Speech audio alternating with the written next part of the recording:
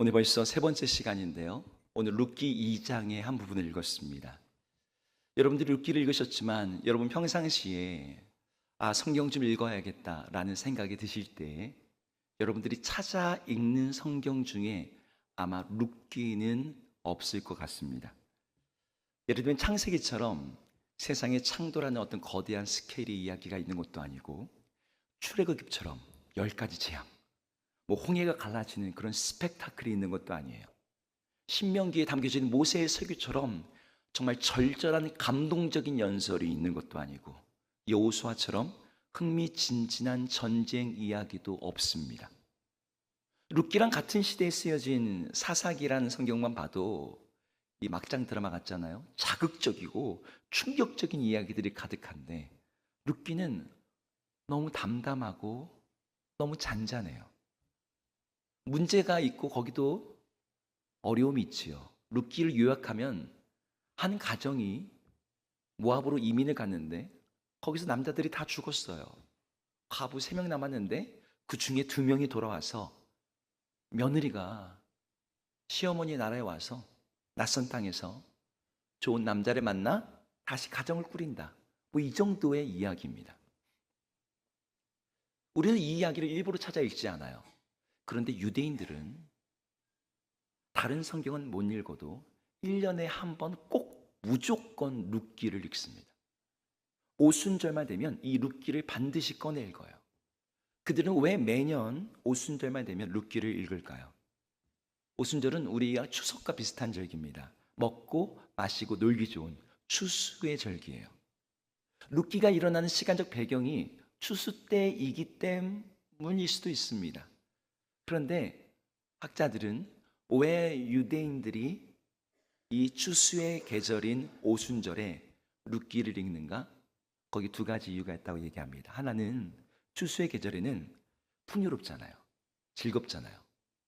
그 풍요와 즐거움에 도취되어서 사람들이 하나님을 잊기 쉽다는 거죠.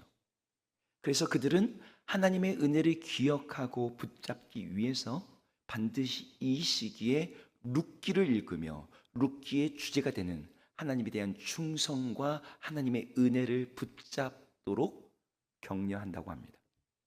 또 하나, 인생의 흉년이 다가올지라도 하나님께서 그 인생을 돌보셔서 그를 다시 회복시킬 수 있음을 바라보면서 이 룻기의 말씀을 읽는 거죠. 저 역시도 지금 이 자리에 함께 예배하시는 우리 성도님들이 오늘 이 룻기를 함께 읽으시면서 여러분의 지금의 삶이 추수 때와 같이 풍요롭든지 아니면 흉년의 때와 같이 어려움이 가득할지라도 이 말씀이 주시는 그 메시지, 우리 하나님께서 자기 백성을 돌보시고 은혜 주신다라고 하는 그 하나님의 사랑이 여러분의 삶에 충만하시기를 주 이름으로 축복합니다. 자, 그러면 지난 시간 이야기에 이어가면서 오늘 말씀을 함께 볼게요. 지난 시간에 모압 땅을 떠나오던 3명의 여자가 있었죠. 그 중에 며느리 오르바는 시어머니 나오미에게 입을 맞추고 떠나갔습니다. 나의 고향, 나의 어머니, 나의 민족에게로. 그것이 이 여인에게는 새로운 삶을 출발할 수 있는, 새 가정을 꾸릴 수 있고 편안한 삶으로 가는 길이었죠. 근데 또 다른 며느리 룻은 그 일을 하지 않았어요. 어머니 나오미를 붙잡으면서 어머니가 가시는 곳에 나도 가고 머무시는 곳에 나도 머물고 어머니의 백성이 나의 백성이 되고 어머니의 하나님이 나의 하나님이 되며 어머니께서 죽는 곳에서 나도 묻힐 것입니다. 이렇게까지 말하는 이 룻을 나오미는 더 이상 만류할 수 없었습니다. 이제 함께 베들레헴에 도착했어요. 근데 도착했는데 이 2사람에게는 가진 게 아무것도 없는 거죠. 애초 떠날 때 모든 걸 팔고 고향을 등졌는데 남아있을 밭이 있을 리가 없고 있다 해도 누가 거기에서 곡식을 심어 놨겠습니까? 당신은 땅과 몸으로 움직이는 그 노동력이 전부인데 땅도 없고 남자도 없는데 여자 2사람이서 어떻게 살 수가 있을까요? 당시 이스라엘 백성들에게 주어진 하나님의 율법에는 이런 사람들, 가난한 사람들, 과부를 위한 조항이 있었습니다. 곡식을 벨 때 수술을 한 다음에 떨어진 이삭들을 다 줍지 않고 가난한 자들을 위해서 남겨놓으라는 말씀이 있어요. 그런데 마침 이때가 이제 막 보리 추수가 시작된 때였어요. 룻은 이 율법의 말씀을 기초해서 나도 누군가의 밭에 가서 이삭을 좀 줍겠습니다 라고 어머니에게 말을 한 거죠. 그런데 여러분, 아무리 추수 때라고 아니면 추수 때의 풍년이라고 해도 누구의 밭에 가서 이삭을 줍겠다고 하는 게 과연 쉬운 일일까요? 율법은 이렇게 명령하고 있지만 우리 실제 삶은 그게 쉽지 않다는 걸 압니다. 여러분, 지금 이 이야기가 시간적으로 언제냐면 지금부터 3300년 전 이야기예요. 우리나라 역사로 치면 고조선 때입니다. 고구려 신라 백제가 없던 때예요. 그 당시에 청동기 문화 속에서 농업 생산량이 지금의 10분의 1 정도 됐다고 봅니다. 그런 사회에서 떨어진 이삭이라고 아주 여기저기 막 널려 있었을까요? 가난한 자를 위해서 이삭을 남겨두라고 하는 율법의 명령이 있다는 것은 보통의 밭에서는 그런 이삭을 남겨두지 않는다는 걸 의미해요. 이스라엘 백성들이 노예로 살았던 애굽의 그 거대하고 비옥한 밀밭에서도 그런 일은 없었죠. 게다가 당시 룻기의 배경이 되는 시대가 어느 시대예요? 사사 시대잖아요. 간단히 말해서 지 맘대로 살던 시대, 하나님이 주신 율법을 따르지 않는 시대였습니다. 이런 시대에 가난한 자들을 위해서 이삭을 남겨두라? 이게 제대로 지켜졌을 리가 없는 거죠. 그러니까 무작정 아무 마트나 나간다고 먹을 게 있는 게 아니었어요. 누군가에게 호의를 받기 위해서는 안면도 트고 암묵적으로 허락도 받고, 룻을 요즘으로 치면은 인천공항에 아무런 연고도 없이 입국한 외국인 노동자, 주변 지리도 모르고 한국말도 잘 못하고 아는 사람도 없고 그러고 온 거예요. 그럼에도 불구하고 룻은 이삭을 줍기 위해 밭으로 나가야 됐습니다. 다른 방법이 없거든요. 근데 룻이 밭에 가서 이삭을 줍겠다라고 한 이 말이 룻기 2장에만 12번이 나옵니다. 줍는다는 단어. 여러분, 줍는다는 단어, 이게 라카트라는 단어인데 이 단어가 성경 전체에 몇 번 나오냐면 한 30번 나와요. 근데 30번 중에 12번이 룻기의 2장에서만 계속 반복된다는 거죠. 성경에서 어떤 단어가 특별히 많이 쓰일 때는 거기에는 의도성이 있어요. 이 단어를 통해서 뭔가를 말하려고 하는 거죠. 저는 이 의도 중에 하나가 모든 사람이, 모든 인생이 그렇게 이삭을 주어야 하는, 줍는 존재라는 것을 보여주기 위함이라고 생각합니다. 저 이천은 쌀이 유명한 동네입니다. 여기 혹시 쌀 농사 하시는 분 계십니까? 제가 알기로는 없는 걸로 알고 있는데, 우리가 농사를 짓든 농사를 짓지 않든 인간은 누구나 살기 위해서 매일 이삭을 주어야 되는 그런 사람, 그래서 세상의 밭으로 나가야 되는 사람들이죠. 하늘에서 만나가 정말 떨어지던, 하늘에서 내리는 그 하늘의 떡을 먹던 시대에도 이스라엘 백성들은 매일 만나를 라카트, 줍기 위해서 광야로 나가야 됐어요. 이게 인간의 존재성이에요. 우리가 저절로 누워있다고 입 안으로 저절로 밥이 들어오고 빵이 들어오지가 않습니다. 이삭이든 만나든 우리는 그걸 주어야만 살 수가 있어요. 문제는 우리가 사는 세상이 떨어진 이삭 하나를 줍기도 쉽지 않은 세상이라는 거예요. 뿌린 것조차도 제대로 거두기가 어려운데 네가 뿌린 것도 아니고 남의 밭에 가서 이삭을 주워오는 게 쉬운 일이 아니죠. 이런 세상에서 룻은 그 세상에서 이삭을 주우러 나가면서 나오미에게 말을 하는 거예요. 오늘 2절의 말씀인데요, 2절의 말씀을 함께 읽어보겠습니다. 읽겠습니다. 시작. 모압 여인 룻이 나오미에게 이르되 원하건대 내가 밭으로 가서 내가 누구에게 은혜를 입으면 그를 따라서 이삭을 줍겠나이다 하니 나오미가 그에게 이르되 내가 갈지어다 하매. 오늘 룻이 뭐라고 말합니까? 내가 누구에게 은혜를 입으면 그를 따라 이삭을 줍겠다고 말해요. 이 말을 의역하면 내가 은혜를 입어야 이삭을 주울 수 있습니다. 여기에서 룻이 말하는 포인트는요, 이삭을 줍겠다라는 말보다 내가 누군가에게 오늘 은혜를 입어야지 이삭을 줄 수 있을 텐데 라는 데 강조점이 있어요. 이삭을 줍는 일에 있어서 많은 사람들이 생각할 때 얼만큼 땀 흘리고 수고하느냐가 이삭을 많이 줍는 것을 좌우한다고 생각합니다. 혹은 어느 밭이 농사가 잘 돼가지고 곡식이 많아야 이삭을 많이 줄 수 있다고 생각해요. 혹은 가난한 자를 위해서 이삭을 남겨두라고 하는 이 하나님 말씀이든 아니면 공동체의 어떤 그 윤리 수준이든 간에 그것이 어느 정도로 수준이 높으냐에 따라서 이삭을 많이 줄 수 있다라고도 생각합니다. 근데 오늘 룻은 뭐라고 얘기하냐면 은혜가 그 이삭을 줍는 것을 좌우한다 그래요. 여러분, 우리 모두가 이삭을 줍는 사람으로서 우리의 삶의 생존과 풍성함은 우리의 생각에는 우리의 수고, 우리의 노력, 우리의 재능, 이 세상이 얼마나 올바른지, 우리가 사는 시대가 경제 호황인지 불황인지 이런 것들에 의해 좌우된다고 생각하기가 쉬워요. 근데 성경은 그렇게 말하지 않고 은혜가 우리의 삶의 질을, 우리의 삶의 그 모든 것들을 결정한다라고까지 얘기합니다. 우리 마음속에 이렇게 말하면은 아니 그래요, 은혜가 중요한 건 알겠는데 그게 우리 삶의 질을, 우리 삶의 풍성함을 결정할 정도냐라는 부분에서 여러분 마음속에 동의가 안 되는 부분도 있을 수 있어요. 근데 우리 룻길 더 들어가 볼게요. 여러분, 이스라엘의 가난한 사람들이 이삭을 언제 주었을까요? 물론 추수할 때 주었겠죠. 예. 한겨울에는 먹을 게 없으니까. 근데 여러분, 추수 과정을 우리가 이해할 필요가 있어요. 추수할 때 일꾼들이 곡식을 베고 단을 만들고 그렇게 만든 단을 타작마당으로 옮깁니다. 그럼 타작마당에서 타작을 갖다가 막 해요. 그 다음에 바람에 날리면서 알곡을 모으면서 추수가 끝이 나요. 근데 이삭 줍기는 최소 이 추수의 과정 중에서 곡식을 베고 단을 만든 다음에 그걸 타작마당으로 옮긴 이후에 가능한 일입니다.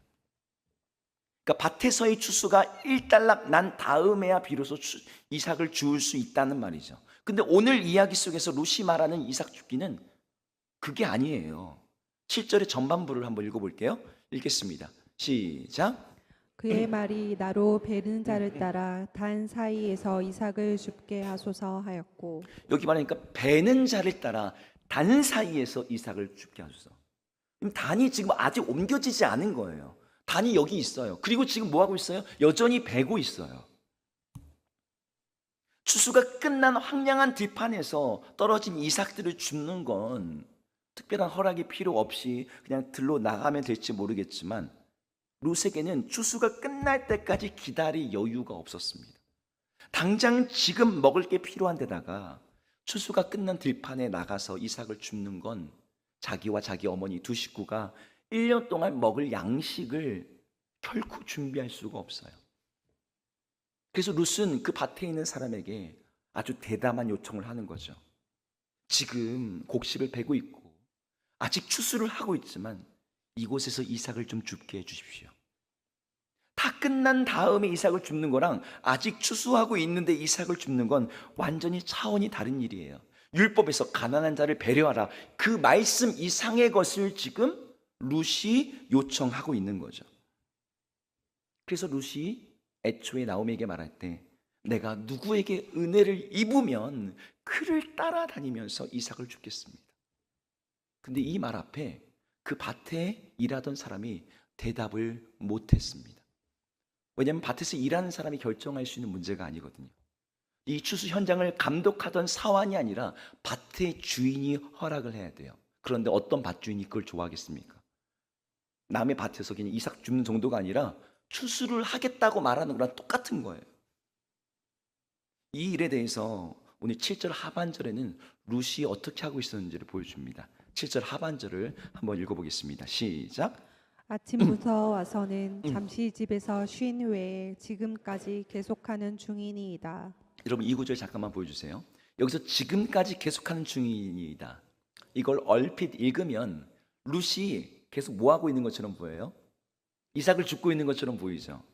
근데 여러분 한글 성경에도 그렇고 히브리어 원어 성경에도 그렇지만 지금까지 계속하는 중이다. 뭘 계속하는지가 안 나옵니다. 목적어가 없어요. 근데 성경학자들은 여기 계속하다라는 단어, 아마드라는 단어를 문맥상 오히려 서 있었다라고 번역하는 게 좋다라고 말해요. 그러니까 아침부터 와서는 잠시 집에 쉰 외에는 지금까지 계속 서 있었습니다. 기다렸습니다. 뭘 기다렸다는 걸까요? 배는 자들을 따라서 단 사이에서 이삭을 죽게 해달라는 이 대담한 요청에 대해서, 이건 주인이 와야지만 답을 줄 수 있는 이야기거든요. 그 허락을 받을 때까지 밭 한 귀퉁이에 서서 계속해서 기다리고 있었다는 거죠. 은혜를 입기 위해서. 사환을 통해서 이 모든 이야기를 보아스가 듣게 됐어요. 그 밭주인 보아스가 이렇게 대답을 합니다. 우리 8절과 9절 말씀을 읽어보겠습니다. 시작.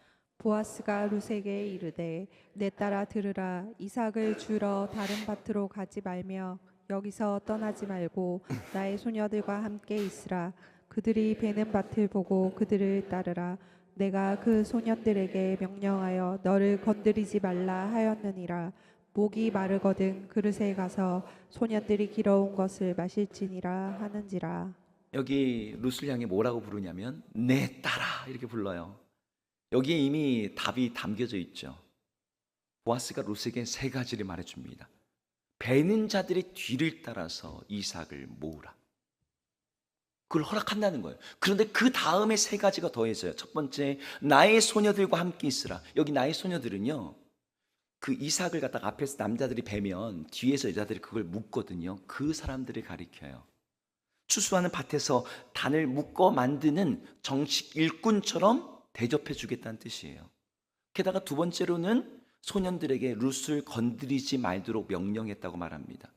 이런 마을 바깥에서, 야외의 추수밭에서 건강한 남정네들이 있는데 젊은 처자가 보호자도 없고 이민 온 이스라엘 말도 어버버한 룻처럼 과부 출신의 그런 여자가 있으면 여러분 해를 당하거나 성추행을 당하거나 여러 가지 어려운 일들이 있을 수 있어요. 근데 보아스가 룻의 안전을 보호하겠다고 그의 후견인처럼 말하고 있는 거죠. 여기다 더해가지고 목이 마르면 그릇에 가서 소년들이 길어온 그 물을 마시라. 그리고 뒤에 가면은 이 보아스가 음식을 차려놓고 와서 같이 밥을 먹게 합니다. 그러니까 룻에게 음식과 그의 건강까지도 챙겨주는 거죠. 지금 룻이 요청한 것은 무리한 요청이었어요. 아직 추수가 끝나지 않은 밭에서 그걸 거둘 수 있도록 해달라고. 근데 보아스가 룻에게 말하는 것은 룻의 대담한 요구에 그냥 허락하는 정도를 넘어서 더 큰 호의와 더 큰 은혜를 베풀고 있는 거죠. 율법의 정신이 사라진 사사시대에 언약 백성도 아닌 이방 여자가 정말 기적 같은 호의와 은혜를 받고 있는 거예요. 지금 이 보아스 밭에서는 하나님의 말씀이 살아있고 하나님의 마음이 구현되고 있었어요. 하나님의 긍휼이, 율법의 정신이 살아서 일하고 있었습니다. 하나님의 말씀하시는 그 공의와 사랑이 그 밭에서 드러나고 있었어요. 오늘 다 말하지 못했고 성경에서 읽지 못했지만 이 뒤에 보면은 오늘 이 룻이 그날 하루에 거둔 수확량이 나옵니다. 한 호멜이에요. 22리터, 20kg. 쌀 한 가마니.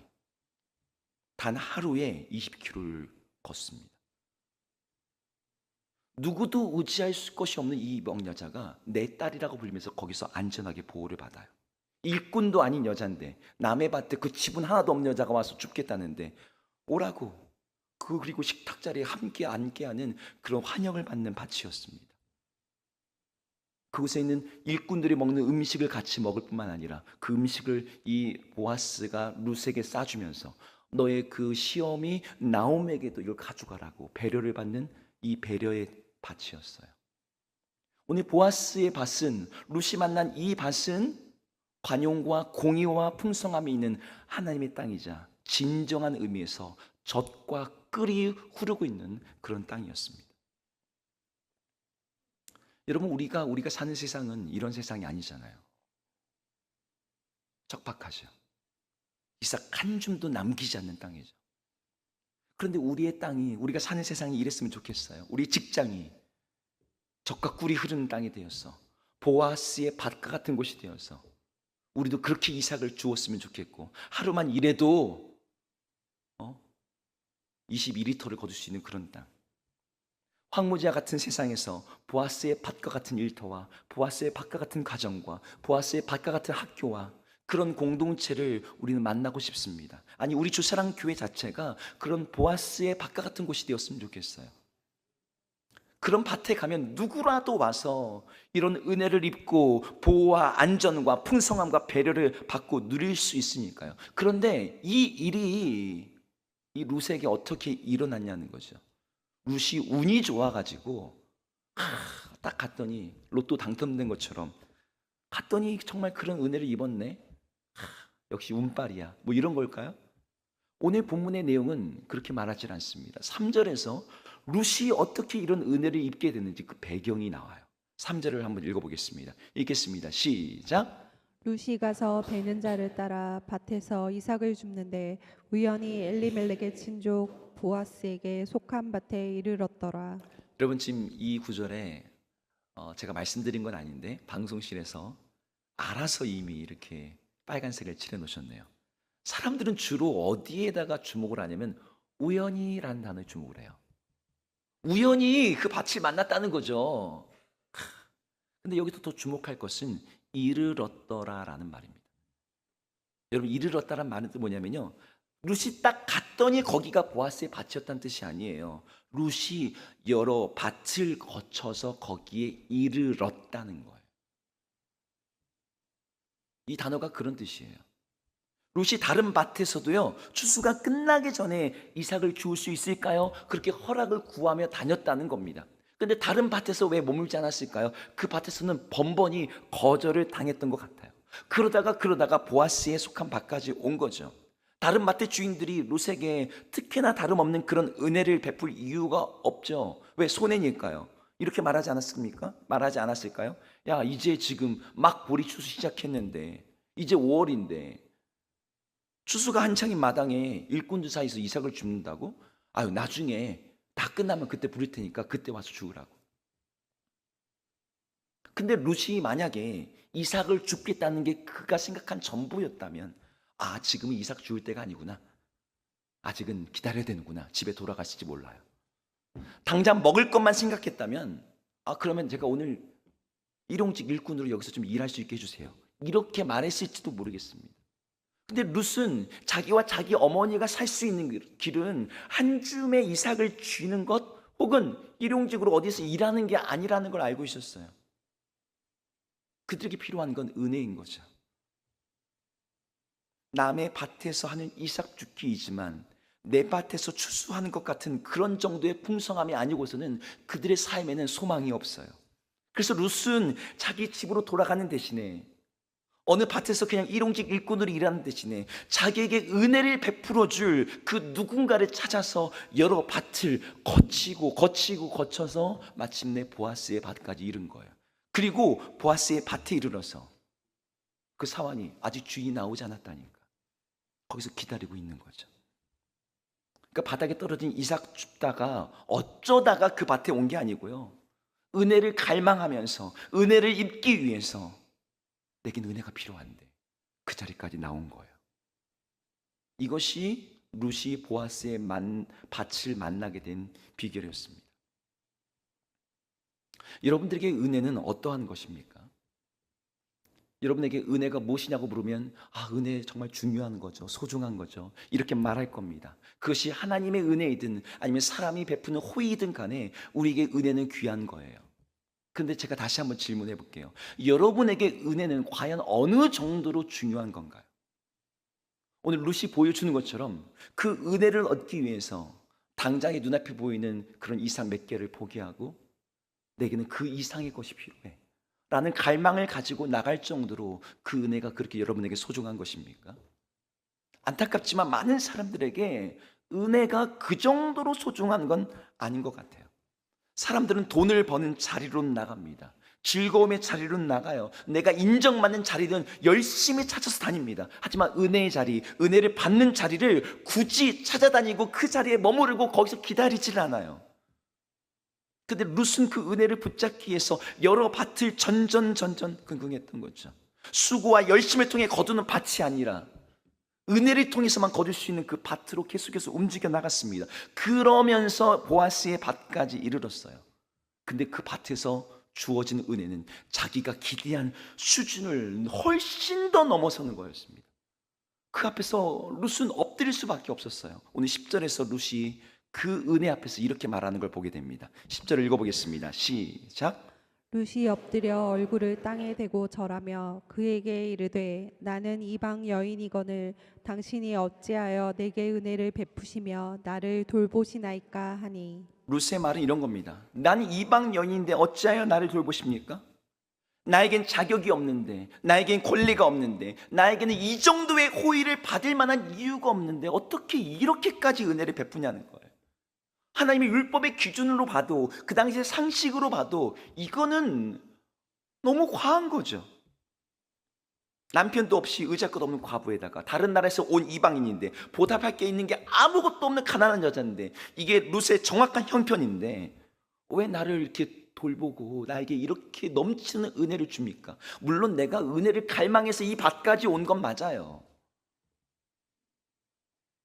근데 이거는 내가 기대한 걸 넘어서잖아요. 여러분, 우리 이 질문에 대한 답을 분명히 알아야 됩니다. 왜냐하면 우리도 이 은혜가 필요한 사람이니까.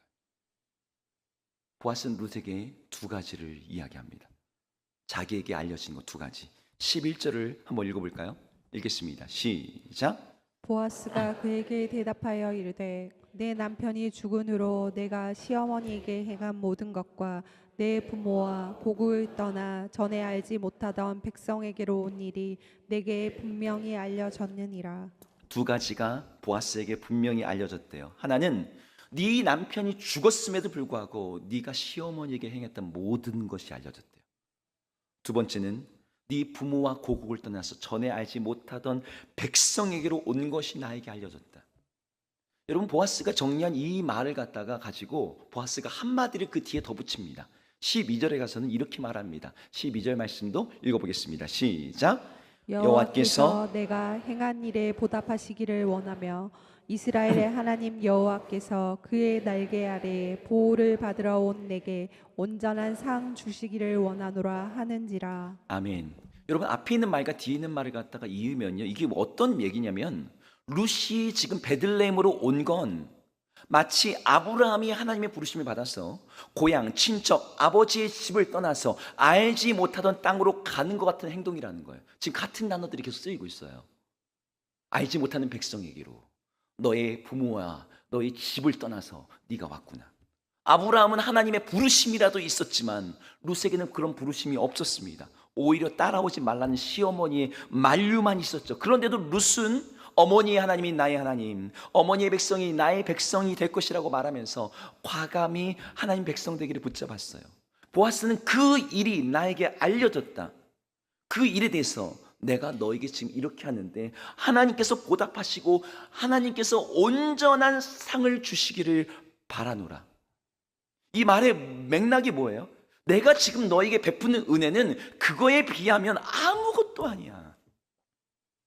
하나님이 너에게 베푸실 것에 대해서 내가 지금 조금 믿음으로 고향과 친척과 아비집을 떠나서 시어머니를 쫓아온 너에게 베푸실 하나님의 은혜의 예고편에 불과해. 은혜를 소중히 여기며 그 은혜를 얻기 위해 하나님의 나에게 아래로 피하는 모든 자들에게 하나님께서 이렇게 하실 거야. 그걸 내가 너에게 조금 맛보기로 보여준 것이다 라고 말하는 겁니다. 여러분, 성경에서는 이에 대해서 이렇게 얘기해요. 히브리서 4장 16절 여러분 잘 아실 텐데요. 함께 한번 읽어보겠습니다. 시작. 그러므로 우리는 긍휼하심을 받고 때를 따라 돕는 은혜를 얻기 위하여 은혜의 보좌 앞에 담대히 나아갈 것이니라. 여러분, 우리가 은혜를 어떻게 얻을 수 있습니까? 여기 보니까 때를 따라 돕는 은혜를 얻기 위해서 은혜로운 하나님, 그분이 다스리고 있는 그 은혜의 보좌 앞에 나아가면 그 은혜를 입을 수 있다고 말합니다. 뭐 너무 간단하죠? 너무 특별할 것 없어요. 뭐 다 알고 있는 말씀이에요. 그런데 이 간단한 구절에는 결코 간단하지 않은 하나님의 일하심, 그분의 값을 치르시는 사건이 있었어요. 예수 그리스도께서 자신의 몸을 찢으심으로 하나님의 보좌로 나아가는 길을 막고 있던 그 모든 것들을 가르시고 그 길을 여셨습니다. 그래서 이제 예수 그리스도의 이름으로 하나님의 은혜의 보좌에 나갈 수 있다라고 말을 해요.